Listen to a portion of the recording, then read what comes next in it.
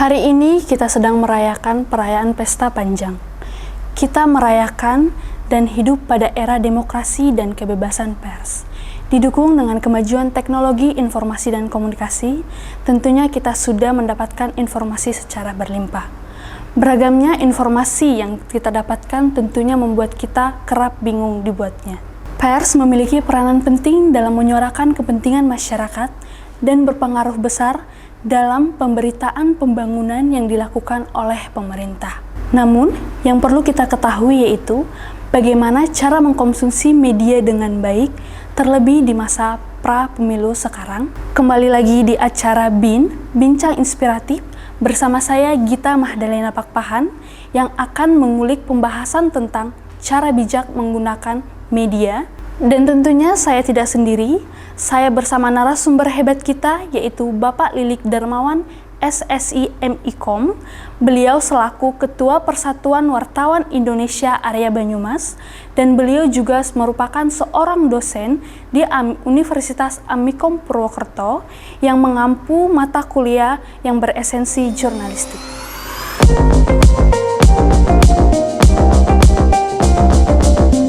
Selamat sore Pak Lilik, bagaimana kabarnya?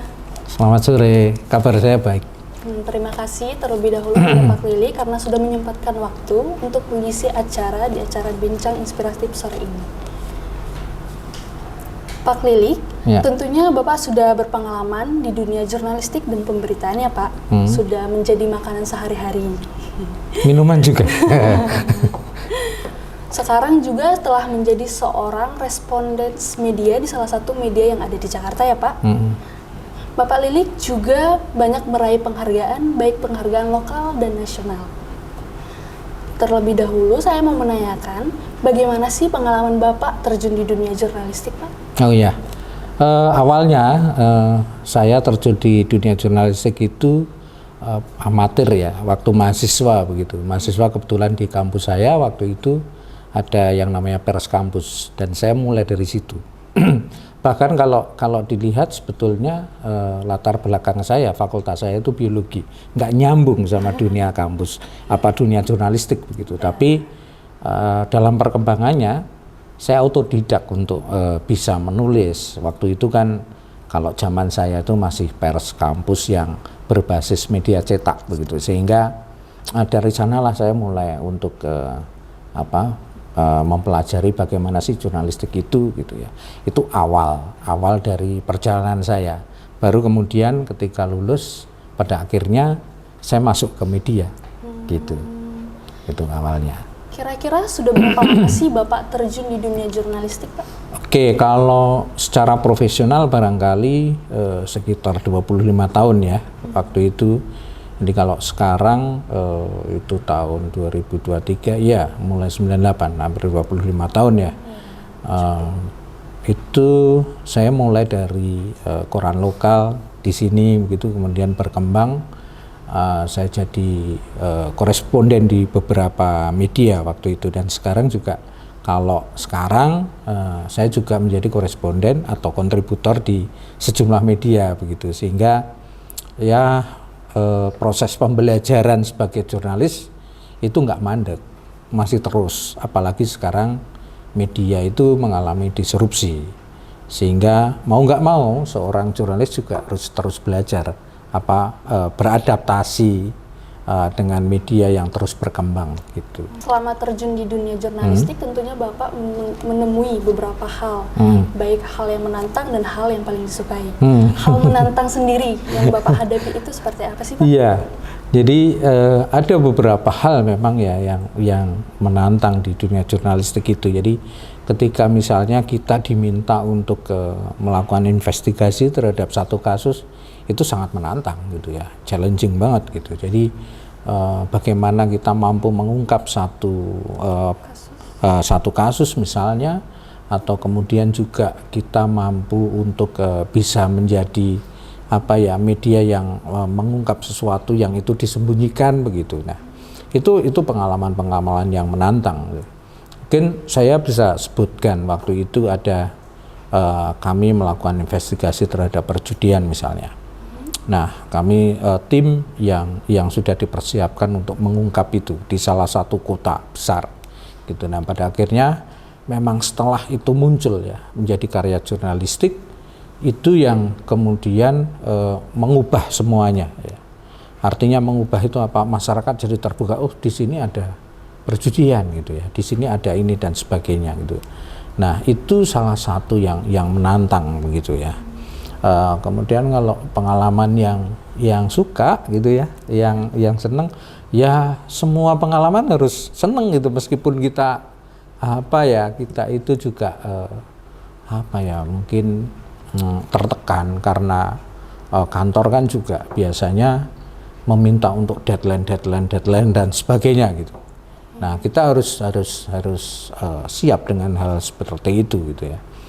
Prinsip saya lakukan semua pekerjaan itu semaksimal mungkin gitu ya. Nah, yang paling penting juga bahagia melakukan itu. Kalau itu nggak bahagia melakukan, maka itu akan menjadi beban. Dan itu tidak kemudian menghasilkan satu karya yang baik menurut saya gitu. Menurut Bapak, seorang jurnalistik yang baik itu sih seperti apa, Pak? Itu ideal ya. Artinya kan pertanyaan itu ideal banget. Baik seperti apa gitu. Artinya kalau saya melihatnya seorang jurnalis yang baik itu yang dia mampu melaksanakan tugasnya gitu ya, sesuai dengan kode etik jurnalistik.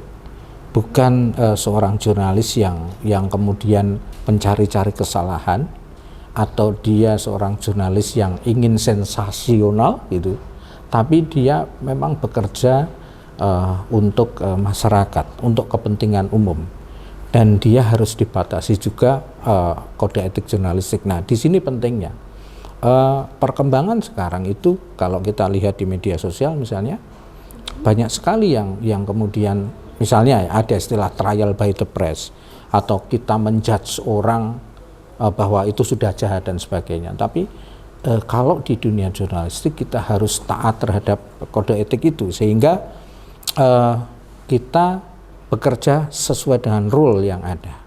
Nah, itu yang menurut saya itu jurnalis yang baik gitu. Berbicara mengenai jurnalistik tentu erat kaitannya dengan pers ya Pak.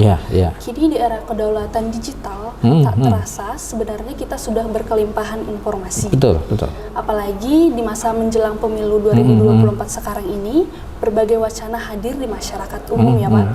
Nah, lantas peran media dalam hal dunia politik itu seperti apa menurut Bapak?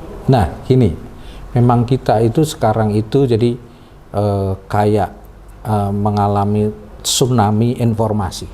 Begitu banyak informasi yang tiba-tiba masuk ke kita. Ketika kita masuk ke media sosial kita, informasi banyak. Ya, mulai dari Instagram, Instastory, TikTok, kemudian YouTube, ada lagi kalau sekarang snack video dan sebagainya gitu kan. Bahkan ada di WA tiba-tiba kita muncul dihadapkan pada berita. Tapi kan kita juga harus pandai-pandai untuk memilah berita itu gitu kan. Nah, bagaimana hubungannya dengan media? Media itu sekarang itu tidak hanya memberikan informasi atau sebagai kontrol sosial, atau dia memberikan hiburan gitu ya. Kalau memberikan informasi, itu juga media sosial memberikan informasi. Medsos juga memberikan hiburan gitu ya. Nah, yang paling kuat di sini adalah kontrol sosial. Itu yang menjadi penting. Yang berikutnya adalah media ini dalam situasi tadi yang saya sebutkan tsunami informasi ini, informasi yang begitu banyak, ini media harus hadir sebagai clearing house.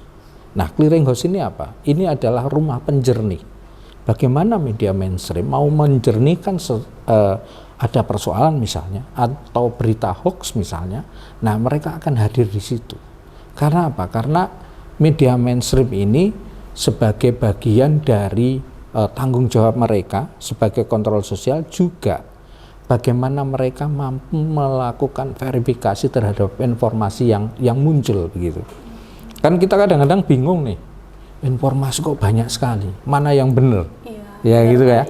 Nah, maka media dalam hal ini media mainstream ya, media yang profesional, itu akan memberikan informasi yang itu bisa dipertanggungjawabkan begitu. Itu saya kira. Lantas, menurut Bapak, cara menyikapi berbagai media yang memiliki berbagai media ini sekarang ini banyak ya Pak? Iya. Tentunya memproduksi berita yang berbeda-beda. Lantas, bagaimana kita menyikapi hal tersebut? Ya, ada beberapa hal yang perlu diperhatikan gitu ya. Yang pertama adalah kita harus ngelihat juga itu media apa sih gitu kan. Kita harus mencari tahu yang memberikan informasi ini media apa. Kalau media, kita harus tahu juga media yang profesional dan media yang tidak. Itu bagaimana? Sebetulnya ada sih bagaimana caranya memilah itu. Ini media profesional atau media yang enggak gitu ya. Itu kita masuk di situsnya Dewan Pers. Di sana akan bisa kita klik misalnya media tertentu, kita klik apakah media itu terverifikasi oleh Dewan Pers atau tidak. Gitu ya. Sehingga kita akan tahu informasi yang disampaikan kalau itu tidak dari media yang tidak terverifikasi, maka kita perlu mempertanyakan itu. Itu yang pertama. Yang kedua, kita bisa masuk ke sana, ngelihat siapa ini yang menulis. Nah, orang-orang yang menulis itu juga bisa dicek di websitenya Dewan Pers. Jadi wartawan sekarang itu memiliki satu istilah apakah wartawan ini kompeten apa tidak. Apa indikatornya kompeten dan tidak itu. Nah, indikator yang kompeten seorang wartawan itu pasti dia sudah lulus yang namanya uji kompetensi wartawan. Ini itu ada 3 tingkatan. UKW namanya, uji kompetensi wartawan itu, UKW muda, UKW madya, UKW utama. Misalnya nama saya diketik di situ. Ada. Karena saya sudah mengikuti UKW. Nah, itu ya yang kedua. Kemudian yang ketiga tentu kita akan melihat bahwa media itu kan misalnya kita tahulah yang namanya 5W1H. Kalau kemudian dari awal membaca aja sudah bingung, maka kita harus mempertanyakan itu.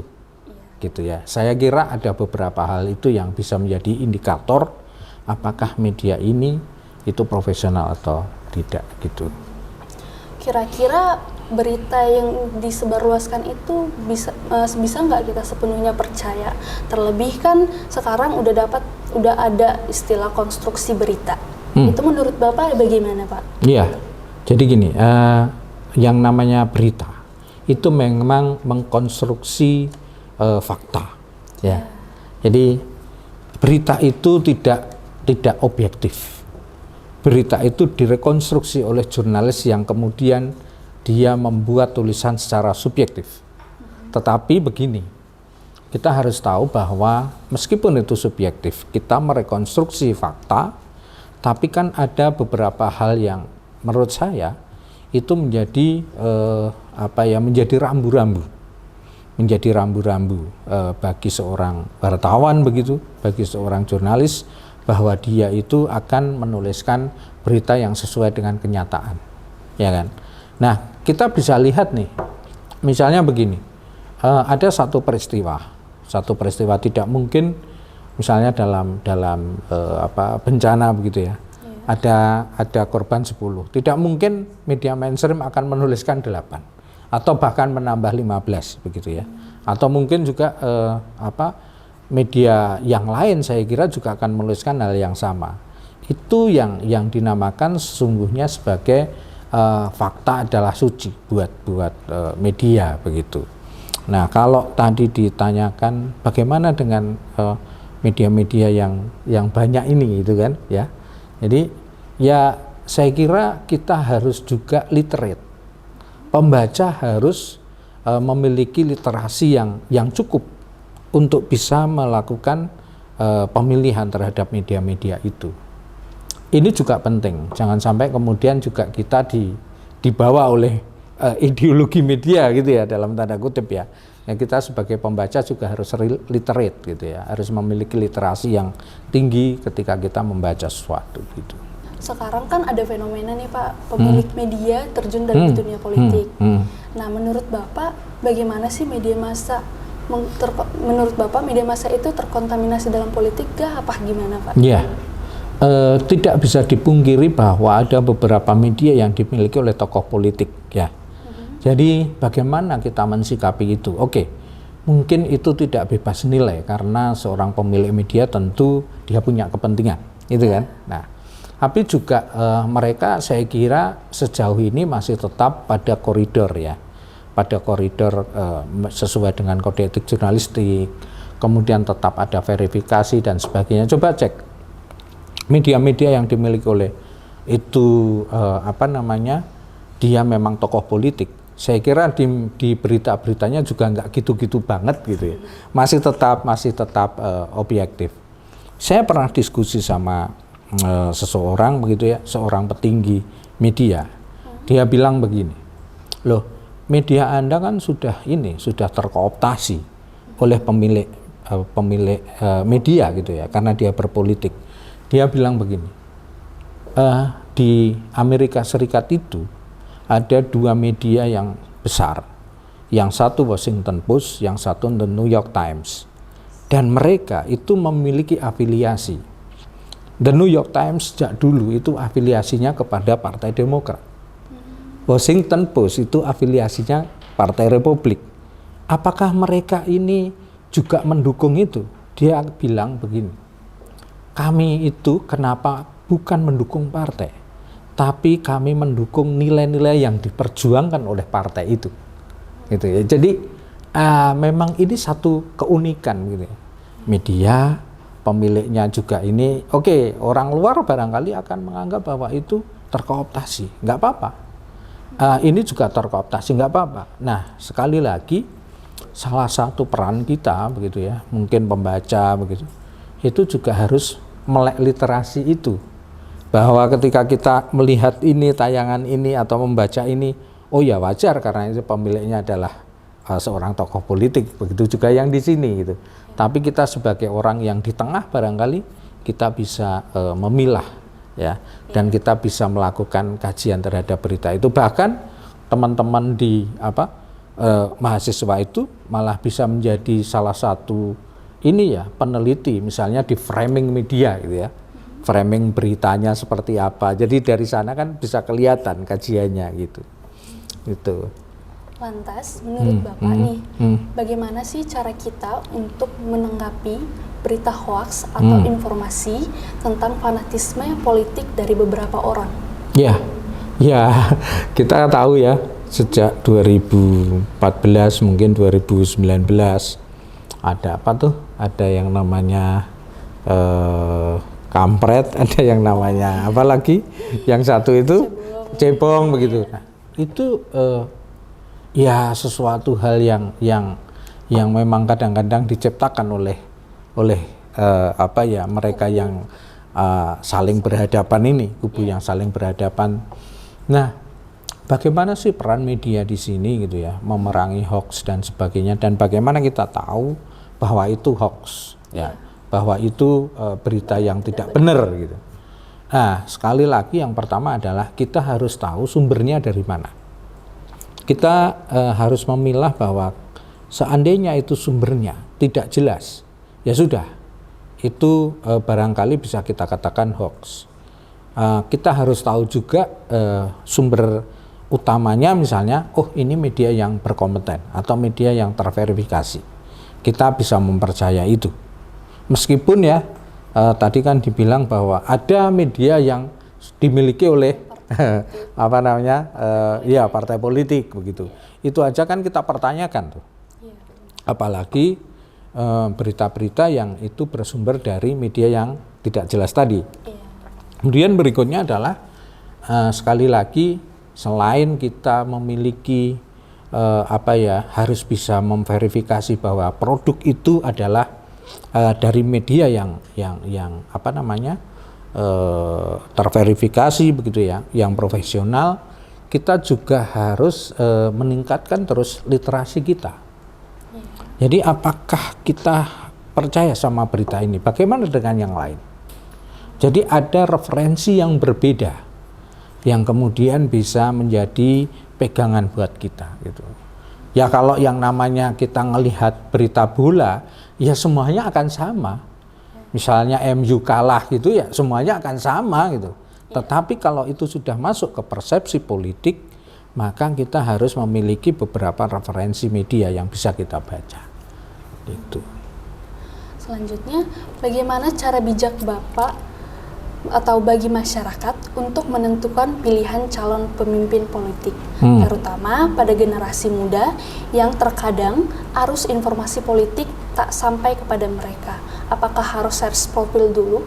Yes, buat saya kita tahu ya tokoh-tokoh politik itu memiliki media sosial pribadi. Silahkan cek di sana bagaimana track recordnya. Gitu ya, itu yang utama ya.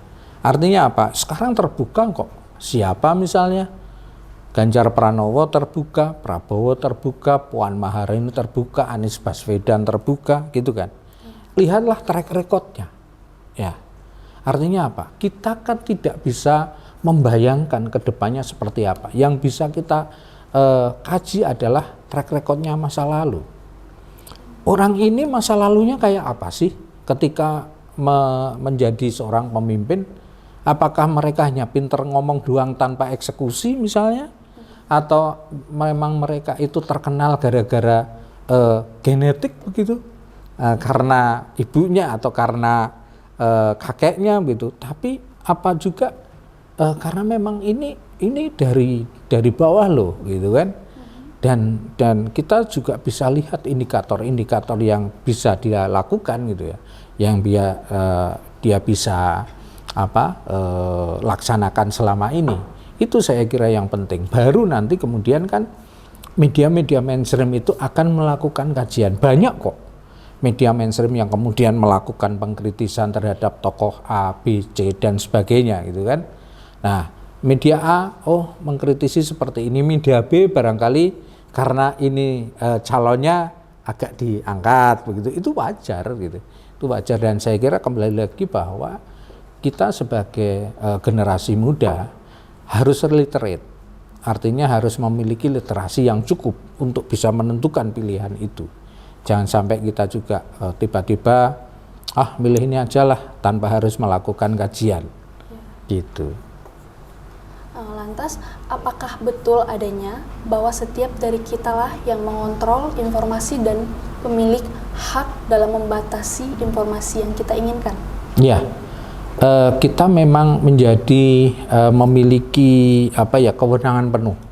Ya, apakah kita mau membaca A, membaca B, membaca C, atau melihat tayangan A, B, C dan sebagainya. Itu kan dimulai dari diri kita. Tapi sesungguhnya kita tahu bahwa seseorang itu kan memiliki referensi yang berbeda, memiliki experience yang berbeda. Nah, maka